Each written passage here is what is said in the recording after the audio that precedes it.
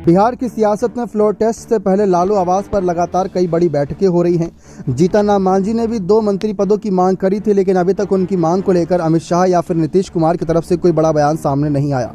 जबकि चिराग पासवान ने कहा है कि जीतन राम मांझी पहले भी मुख्यमंत्री रह चुके हैं और अगर महागठबंधन उन्हें मुख्यमंत्री बना रहा है तो उनकी काबिलियत के आधार पर बना रहा है।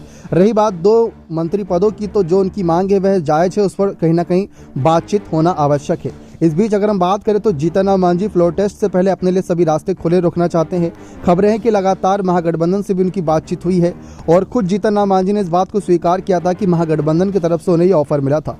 अगर जीतन राम मांझी लालू के आवास पर जाकर बैठक करते हैं, बातचीत करते हैं कि अगर उनके विधायक साथ आ भी जाते हैं तो आगे की रणनीति क्या रहेगी। जी हाँ, यह समझना भी बहुत जरूरी है, क्योंकि इस समय लालू यादव के पास अगर देखा जाए यानी महागठबंधन के पास कम से कम 10 विधायकों की कमी पड़ गई, जिसमें बहुमत के साथ 2+ के आंकड़े चाहिए होंगे, क्योंकि टोटल मिलाकर लेफ्ट, कांग्रेस और आरजेडी के इस समय विधायकों की संख्या 114 के पास पहुंच रही है।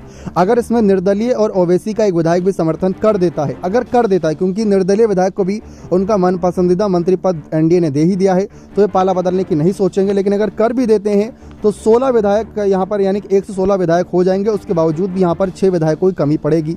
अब 4 अगर हम के विधायक भी आ जाते हैं तो वह भी टोटल मिलाकर 120 ही होंगे, तब भी 2 विधायक कम पड़ेंगे। उन 2 विधायकों की कमी कैसे दूर करेगा महागठबंधन? जेडीयू के विधायक कितने ही तोड़ेंगे, क्योंकि जेडीयू के विधायक टूटेंगे भी या नहीं टूटेंगे, यह भी एक बड़ा सवाल है। अब ऐसे में अगर लालू के साथ जीतन राम मांझी आने की सोच रहे हैं तो इस विधायकों के जो झोल की बात है कि अगर विधायकों की संख्या बल की बात है, वह दूर करना पहले उनके लिए सबसे बड़ी प्रायोरिटी रहेगी। पता लगा फ्लोर टेस्ट में जीतन राम मांझी तो मुकर गए, लेकिन महागठबंधन के पास बहुमत का आंकड़ा हुआ ही नहीं, तो इसको लेकर उन्हें कोई बातचीत करनी चाहिए, तभी नीतीश के खिलाफ आवाज उठानी चाहिए।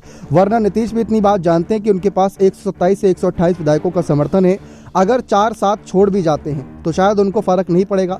उनका बहुमत का आंकड़ा 122-123 के करीब रहेगा, जो कि सरकार चलाने के लिए काफ़ी है। और अभी देखा जाए 2024 का साल चल ही रहा है, 2025 में विधानसभा चुनाव होने ही है, तब तक नीतीश कुमार अपना कार्यकाल भी समाप्त कर लेंगे। बने रहे चैनल के साथ, बहुत बहुत धन्यवाद।